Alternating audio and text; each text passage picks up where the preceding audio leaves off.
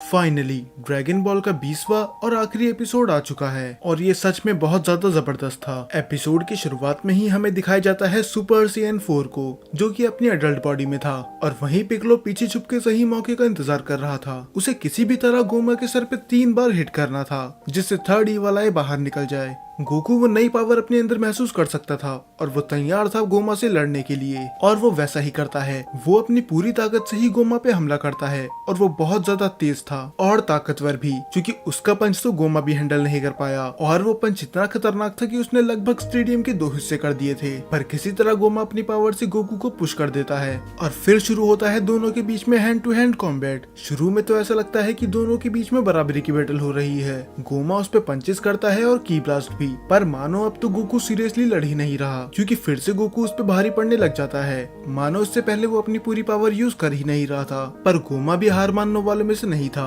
वो भी बिना रुके गोकू के सारे पंचेस का जवाब देता है, पर फर्क बस इतना था कि गोकू गोमा के पंचेस का जवाब दुगनी तेजी और पावर के साथ दे रहा था, मानो वो किसी 5 साल के बच्चे के साथ बस खेल रहा है। और जब वो उसकी बुरी तरह से धुलाई कर ही रहा था, तभी फिर से बीच में आ जाती है द थर्ड ईवल आई, जो उसकी बॉडी को फिर से रिकवर कर देती है और गोमा को फिर से थोड़ा स्ट्रॉन्ग बना देती है। पर इस बार गोमा कोई रिस्क नहीं ले सकता था, तो वो अपने मैजिक स्टाफ को बुला के बहुत सारे की ब्लास्ट अटैक करता है। वो बहुत ही ज्यादा की ब्लास्ट से अटैक इसलिए करता है क्योंकि गोकू बचे ना और उसे डॉज करने में और भी ज्यादा मुश्किल हो जाए। पर अब सुपर सैयन 4 अचीव करने के बाद ये इसके लिए एक बच्चों का खेल था, और वो आराम से ही सारे अटैक को डॉज कर लेता है, और वो सारे के सारे की ब्लास्ट वैनिश हो जाते हैं जब गोकू और गोमा के पंच टकराते हैं। ये साबित करता है कि ये दोनों कितनी ज्यादा पावर से लड़ रहे हैं। इस बार तो थर्ड ईवल आई का यूज करने के बाद भी गोमा गोकू को सरपास नहीं कर पा रहा था। हालांकि वो उसे थोड़ी देर के लिए तो टक्कर दे पा रहा था, पर जैसे ही गोमा अपनी पावर बढ़ाता, ठीक वैसे ही गोकू भी अपनी पावर बढ़ा लेता। तो अब बाजी गोमा के हाथ से निकलती हुई दिख रही थी।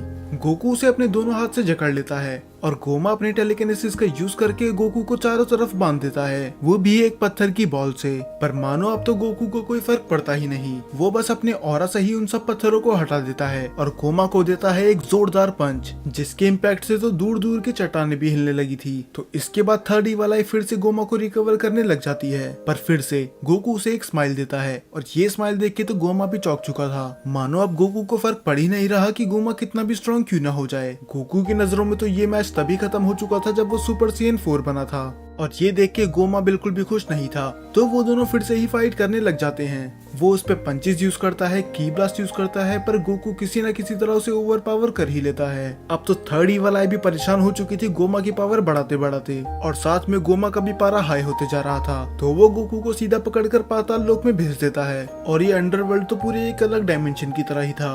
गोमा बस पागलों की तरह उस पर अटैक कर ही जा रहा था, चाहे उसे अपनी पूरी पावर भी क्यों ना लगानी पड़े। पर गोकू उन सबको आराम से डॉज कर लेता है और फिर से गोमा पे पंचेस करने लग जाता है। वो उस पे इतनी स्पीड से पंचेस करता है कि ईवल आई को रिएक्ट करने का मौका मिलता ही नहीं, और फाइनली वो उसे गोल गोल घुमा के बहुत दूर जाके फेंक देता है, और वो गोमा को वो ट्रीटमेंट देता है जो पुराने वाले ब्रोली ने गोकू को दिया था। और ये देख के सभी खुश थे, और डीमन आई फिर से गोमा को हील करती है और उसकी पावर बढ़ाती है। पर अब डिफरेंस ये था, अब गोमा हाफने लगा था। इससे पहले गोमा की फाइट जितनी बार भी हुई थी वो बिल्कुल भी नहीं थका था। अब ऐसा लग रहा था कि वो अपनी लिमिट रीच कर चुका है, और ये बात गोकू भी समझ चुका था। तो अब गोकू यूज करता है अपने स्पेशल मूव का। वो अपनी की चार्ज करने लग जाता है, और उसका ऑरा इतना जबरदस्त था कि गोमा भी पीछे हट जाता है, और पूरा स्टेडियम ही बिजली से भर चुका था, क्योंकि अब गोकू यूज करने वाला था कामेहामेहा का। और सच में ये बहुत ही ज्यादा एपिक था। गोमा भी काउंटर अटैक करने की कोशिश करता है, पर उसका कुछ फायदा नहीं होता। यहाँ तक कि थर्ड ईवल आई भी अपनी पूरी जी जान लगा देता है। पर अब सुप्रीम डीमन किंग में भी इतनी पावर नहीं थी कि वो सुपर सैयन 4 को रोक सके। तो गोकू का कामेहामेहा बस गोमा के अटैक और उसको नहीं, बल्कि तीनों डीमन वर्ल्ड को चीरते हुए निकलता है। ये सभी डीमन वर्ल्ड के लोग विटनेस कर सकते थे। गोमा को तो समझ में नहीं आया कि उसके साथ आखिरकार हुआ क्या, क्योंकि ईवल आई मिलने के बाद तो उसे पूरे यूनिवर्स में सबसे स्ट्रॉन्ग होना चाहिए था। और ये देखने के बाद तो मेरा रिएक्शन भी बिल्कुल सुप्रीम काय और वेजिटा की तरह था। अब गोमा अपना कंट्रोल खो देता है। अब तो वो अपने 2 पैरों पर ढंग से खड़ा भी नहीं हो पा रहा था। तो यही सही मौका था वो आए निकालने का। तो पिक्कोलो मौका देखते ही उसको हिट करता है। वो उसे एक बार हिट करता है, फिर दूसरी बार, पर जैसे ही वो उसे तीसरी बार हिट करने वाला होता है, गोमा उसे रोक लेता है और पिक्कोलो को बहुत दूर जाके गिरा देता है। और ये देखने के बाद अरिनसू और बाकी लोग हैरान थे, क्योंकि उन्हें मुश्किल से एक मौका ही मिला था और वो भी उन्होंने गवा दिया और थर्ड ईवल आई लूज हो चुकी थी। और अब गोमा भी समझ चुका था कि इनका रियल प्लान है क्या, वो बस किसी भी तरह इसकी थर्ड ईवल आई को निकालना चाहते हैं, पर वो ऐसा होने नहीं दे सकता। तो फिर वो यूज करता है पूरी पावर द थर्ड ईवल आई की। अब अरिनसू भी परेशान हो चुकी थी, वो सोचती है कि उस बुक में कोई ना कोई तो ऐसा रास्ता होगा ही जो हमें बता सके कि गोमा को कैसे हराना है। अब गोमा धीरे धीरे हील होने लगा था, तो जी फाइटर्स और बाकी माजिन्स उस पे अटैक करने जाते हैं, पर अब गोमा मजाक की मूड में बिल्कुल नहीं था, तो वो सब पे ही लाइटनिंग से अटैक कर देता है और फाइनली हील हो जाता है पूरी तरह। और अब इसकी भी गारंटी नहीं कि गोकू सुपर साइयन 4 को कितनी देर तक मेंटेन कर सकता है। तो अब हार इन सबके बहुत ज्यादा करीब थी, पर फिर से हर बार की तरह बुरे वक्त में एंट्री होती है हमारे हीरो माजिन कू की। वो गोमा के अटैक की वजह से हवा में उड़ रहा था, पर तभी उसे मौका मिलता है गोमा को हिट करने का, और वो उस बड़ी बुक से गोमा के सर पे 3 बार लगातार हिट कर देता है। और फाइनली जो काम जी फाइटर्स और बाकी माजिन्स नहीं कर पाए, वो माजिन कू ने करके दिखा दिया। उसने गोमा के फोरहेड से द थर्ड ईवल आई को अलग कर दिया। कुछ देर के लिए तो गोकू भी हैरान था कि आखिर ये सब हुआ क्या, और गोमा वो अपनी ओरिजिनल फॉर्म में वापस आ रहा था, और ग्लोरियो मौका पाते ही उस थर्ड ईवल आई को कुचल देता है, क्योंकि वो नहीं चाहता ये फिर से किसी गलत हाथ में लगे। फाइनली सब कुछ ओवर हो चुका था। पांजी भागते भागते ग्लोरियो के पास आती है। अब वो फाइनली खुश थे कि ये पागलपंती रुक चुकी है, और तभी वहाँ पर आता है माजिन कू, जिसके चेहरे पे एक बड़ी सी स्माइल होती है, क्योंकि उसने वो करके दिखा दिया जो इतने टाइम से कोई नहीं कर पा रहा था। सच में शुरू में तो माजिन कू मुझे बिल्कुल भी पसंद नहीं आया था, और मैंने तो उसके जोकर के साथ साथ न जाने क्या क्या ही बोल दिया था, पर धीरे धीरे इसने अपने आप को प्रूव करा, और न जाने ही इसने अरिनसू की कितनी मदद करी। हमारे साथ अरिनसू को भी यही लगता रहा कि ये एक वर्थलेस क्रीचर है, पर इतना सब सुनने के बाद भी इसके चेहरे पे एक बड़ी स्माइल हमेशा रहती थी। पर अब फाइनली लोग देख सकते हैं कि माजिन कू क्या क्या कर सकता है, और वो उतना भी यूजलेस नहीं है जितना वो उसे समझते थे। बुल्मा, सुप्रीम काय, पांजी और बाकी सभी उसका सपोर्ट करने लग जाते हैं। माजिन कू बहुत ज्यादा खुश था, पर अभी भी उसे बस एक पर्सन की तारीफ सुननी थी, और फाइनली अरिनसू को भी उस पे बहुत ज्यादा प्राउड होता है। अब सबको ही अपनी हैप्पी एंडिंग मिल चुकी थी, क्योंकि गोमा का राज फाइनली खत्म हो चुका था। तभी वहाँ अरिनसू के साथ साथ आती है मारबा, और वो उसे ट्रैप करने वाले थे उस छोटी सी बोतल के अंदर। मारबा उसे बोलती है कि 100 साल काफी होंगे अपनी गलतियों के बारे में सोचने के लिए। तभी पिकलो बीच में आके बोलता है कि देखा जाए तो उसने डेंडे को नहीं मारा। तभी वो अचानक से खड़े होकर बोलता है, हाँ मैं कभी उतना बुरा था ही नहीं, दरअसल मैं तो अंदर से एक बहुत अच्छा इंसान हूँ, तो तुम्हें मेरी सजा कम करनी चाहिए। तब पिकलो बोलता है ठीक है, 100 ईयर्स की जगह 99 ईयर्स कैसे रहेंगे। और ये सुन के तो गोमा का मुंह ही उतर जाता है, उसे सच में लगा था कि ये इसकी सजा कम कर देंगे। और तभी अरिनसू अपने मैजिक से वहाँ पर देगासू को भी लेके आ जाती है, और वो मारबा को बोलती है कि इसको भी उसके साथ ही लॉक कर दो, गोमा को भी कंपनी मिल जाएगी। और मारबा वैसा ही करती है, वो अपने मैजिक से उन दोनों को ही ट्रैप कर देती है। तो अब अरिनसू बोलती है कि सुप्रीम डीमन किंग और वाइस सुप्रीम डीमन किंग दोनों ही ट्रैप हो चुके हैं, तो आखिर अब इस डीमन वर्ल्ड को कौन संभालेगा। तभी सुप्रीम काय बीच में आके बोलते हैं कि वो तुम बन सकती हो, क्योंकि तुम स्ट्रांग हो, समझदार हो, और तुम्हें पोटेंशियल है डीमन किंग बनने का, और वैसे भी ये तो तुम्हारा सपना ही था। वो बोलती है कि मैंने सोचा नहीं था कि मैं ये तुम्हारे मुंह से सुनूंगी, और वैसे भी ये मत सोचना कि मेरा प्लान चेंज हो जाएगा, मैं अभी भी आउटसाइड वर्ल्ड में कब्जा करना चाहती हूँ, पर फिर भी मैं डीमन किंग की पोजीशन नहीं ले सकती, क्योंकि अगर मैं डीमन किंग बन भी गई तो कोई दूसरा आके मुझे हरा के खुद डीमन किंग बन जाएगा, तो पुरुंगा से बिना पावर लिए सुप्रीम डीमन किंग बनना एक बेवकूफी भरा आइडिया होगा। और देखा जाए इसकी बात सही भी है, क्योंकि अरिनसू में इतनी भी पावर नहीं कि वो एक तामागामी को हरा सके, तो अगर ये डीमन किंग बन गई तो कोई आसानी से इसे हरा सकता है। पर तभी नेवा बीच में आते हैं, और वो बोलते हैं कि अगर हम ध्यान से सोचें तो डीमन किंग तो उसे ही होना चाहिए जिसने प्रीवियस डीमन किंग को हराया हो।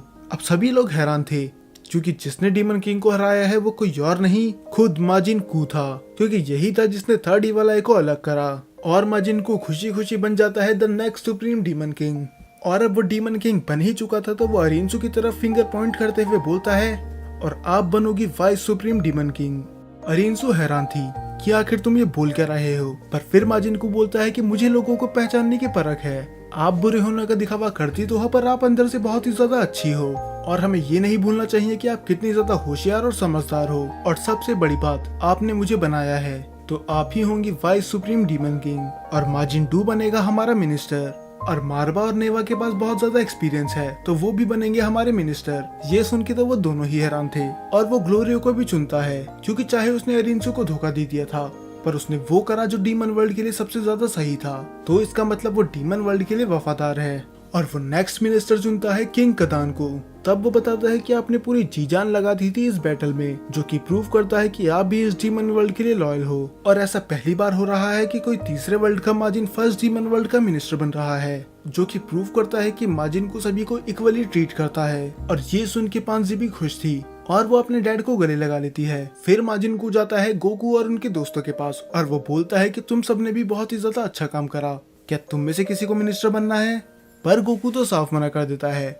वो बोलता है नहीं, मुझे तो बस घर जाना है। तो माजिन को उसे ज्यादा फोर्स नहीं करता, पर तभी मिनिस्टर बनने के लिए पीछे से कोई हाथ उठाता है और वो कोई और नहीं, वो हाइबिस था। इसने तो पूरी सीरीज में वेजिटा को रोस्ट करने के अलावा पता नहीं क्या ही कर रहा। अब माजिन को जाता है अरिंसू के पास और वो उसे अपना हाथ देते हुए बोलता है कि चलो इस डीमन वर्ल्ड को एक स्कैरी पर एक अच्छी रहने लायक जगह बनाएं। और अरिंसू तैयार हो जाती है और सभी लोग उनका फुली सपोर्ट करते हैं, इसीलिए नहीं क्योंकि वो उनसे डरते हैं, बल्कि इसीलिए क्योंकि उन्हें उन पे भरोसा है। फिर हमें दिखाया जाता है कि ये जाने की तैयारी करने लग जाते हैं और पांचे बुल्मा को देती है बहुत सारे ही मैजिलाइट्स, जैसा उसने एपिसोड 13 में प्रॉमिस करा था।